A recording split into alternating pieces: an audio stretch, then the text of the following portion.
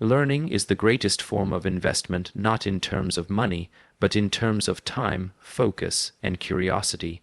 When you invest in learning, you are compounding the most powerful form of capital you have, your mind. The beauty of this investment is that it cannot be taxed, stolen, or inflated away. What you truly learn and internalize becomes part of who you are. It shapes your perception, your judgment, and ultimately, the opportunities that life presents to you. Most people misunderstand learning. They think it stops after school or college, or that it's only about collecting information. But real learning isn't memorization, it's transformation. It's about seeing the world differently after you've understood something deeply. Every concept you master, every skill you develop, every philosophy you absorb, these are seeds that quietly grow in the background. Over time, their roots deepen, and suddenly, one day, you find that your thinking has matured, your decisions have improved, and your results have multiplied. This is the power of compounding in the mind. You might not notice it day to day, but year after year, the results become extraordinary. Just as a small investment in the stock market grows exponentially through compound interest, every hour spent reading, reflecting, or observing the world compounds invisibly inside you. First few years may show no visible results, but eventually the curve turns upward, and what once seemed like small, insignificant efforts start paying massive returns.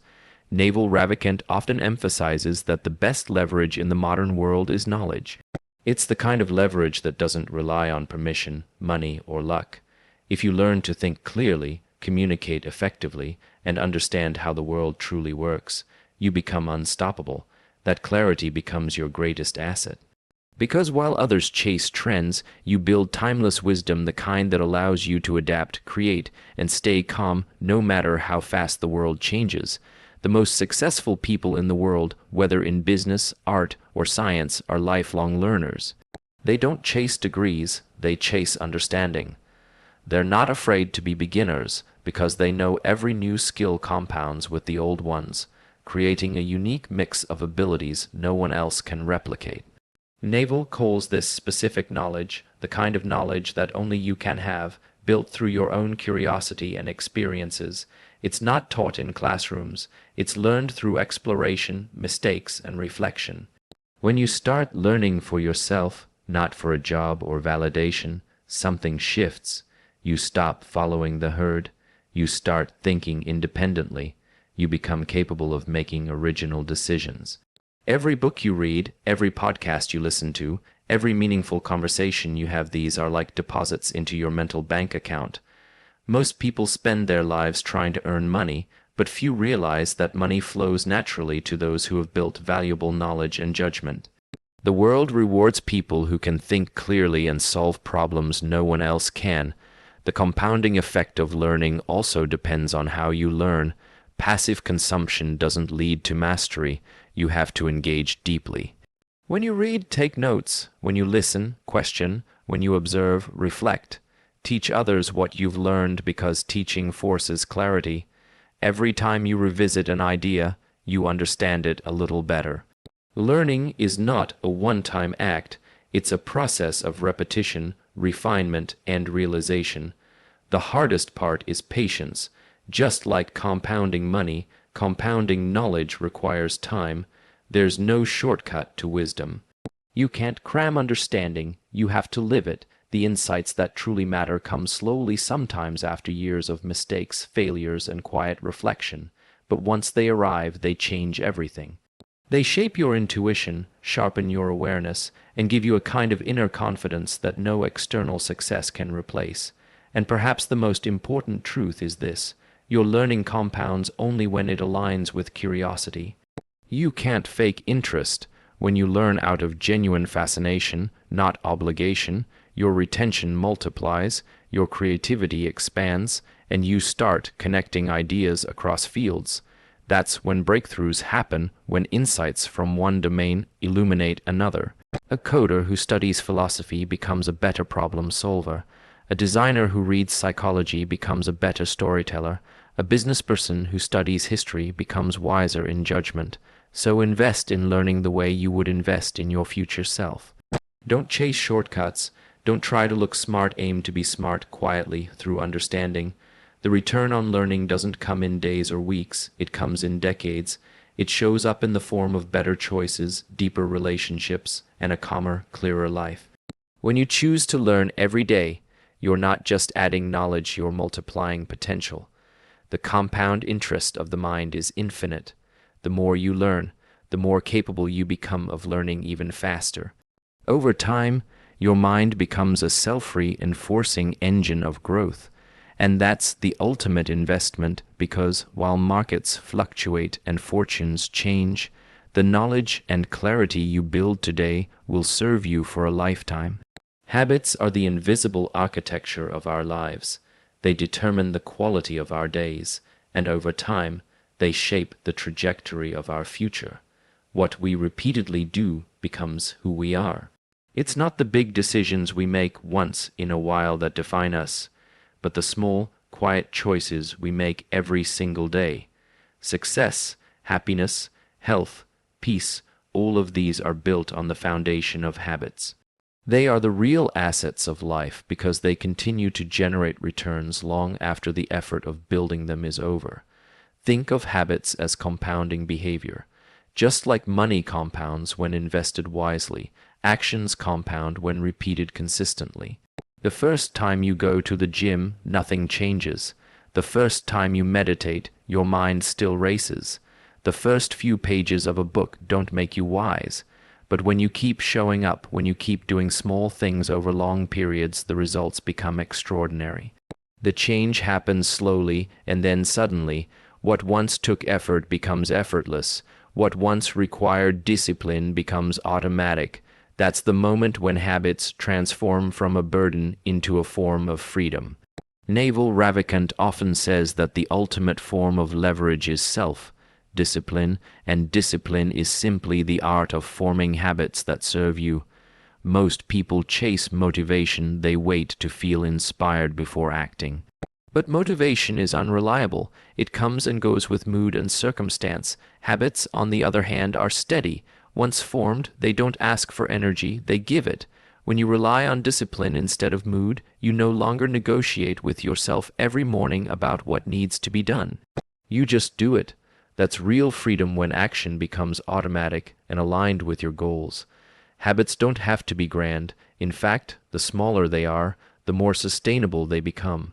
The secret is consistency, not intensity.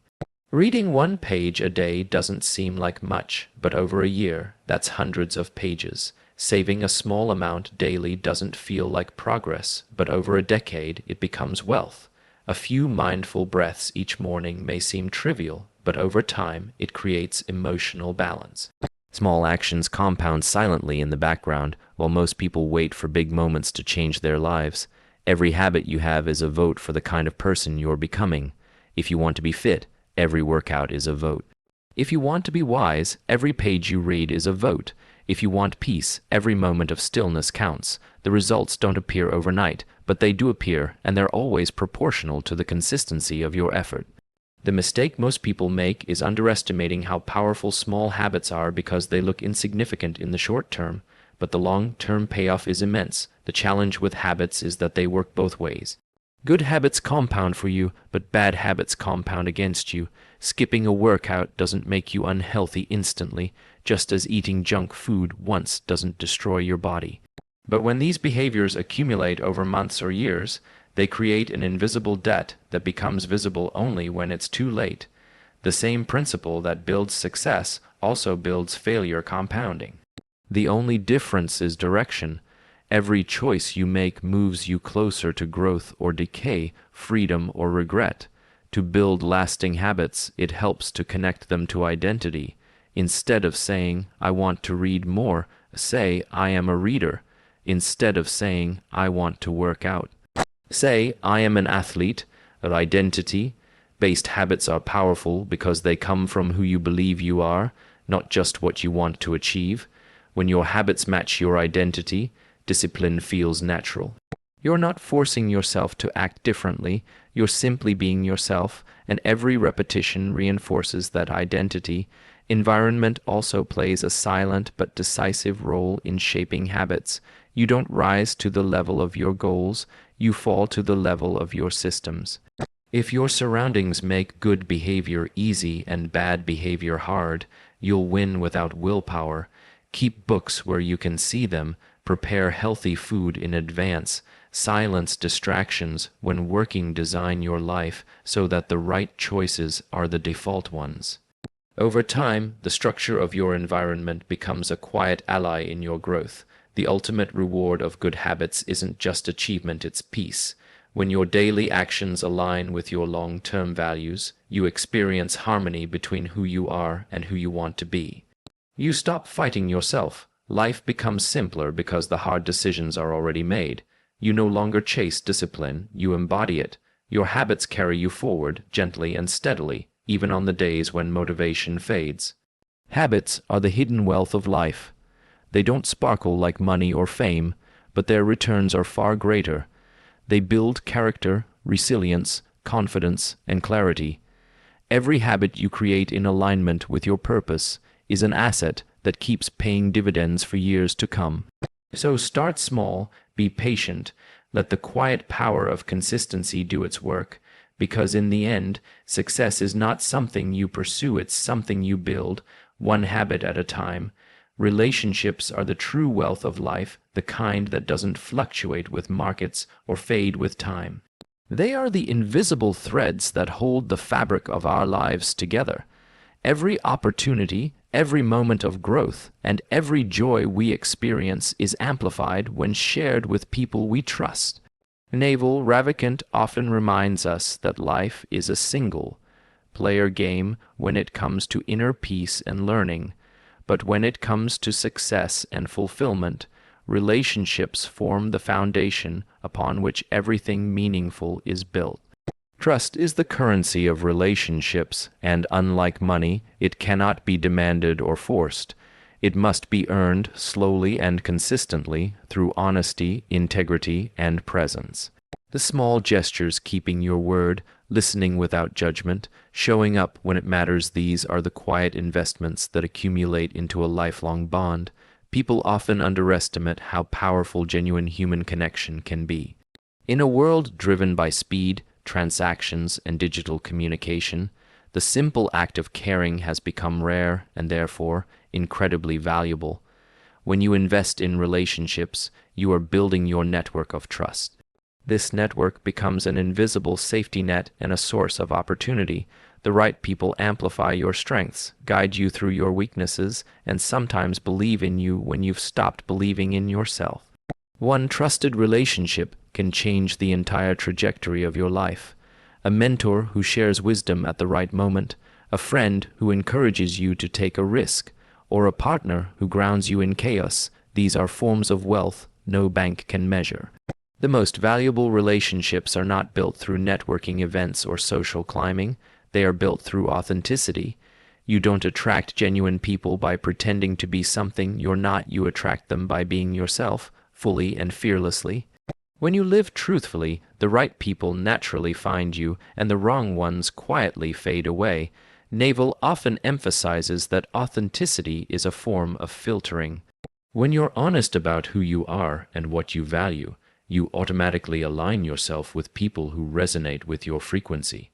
That alignment creates trust faster than any amount of persuasion or performance ever could. Another important truth is that relationships compound, just like knowledge and habits. Every time you invest time and effort into understanding someone, every time you offer help without expecting anything in return, you're making a small deposit into a long-term bond. Over the years, these deposits grow in value. The people you've helped remember you.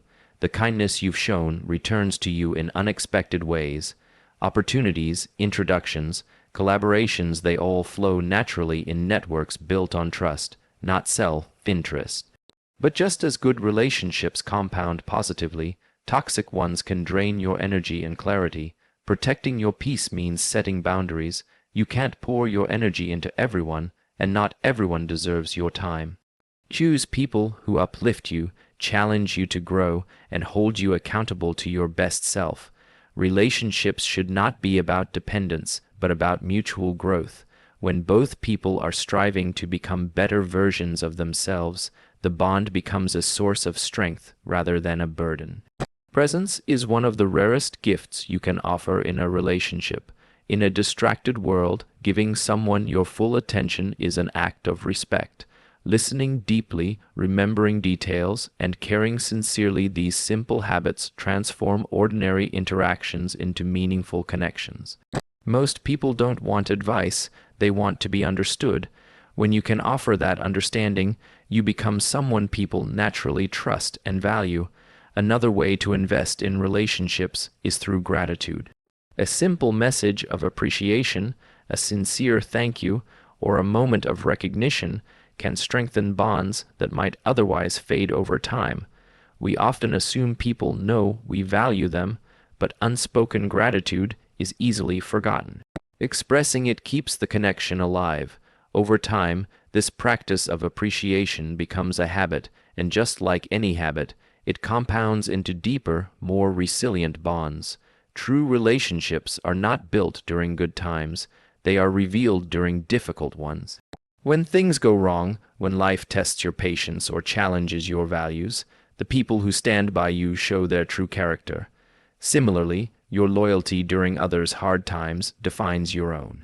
The strength of a relationship is not measured by how often you talk or how much you agree, but by how deeply you trust each other's intentions even when circumstances change. In the end, relationships are not just a part of life, they are life. The success you build, the knowledge you gain, and the habits you master mean little without people to share them with.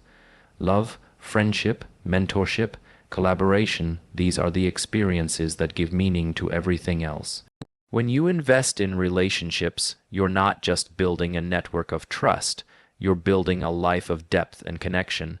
So choose your people wisely, nurture them consistently, and approach every relationship with honesty and kindness. Over time, you'll realize that the greatest returns don't come from what you own, but from who you grow with, because when everything else fades, it's the people you've loved, trusted, and learned from who remain your greatest and most enduring investment.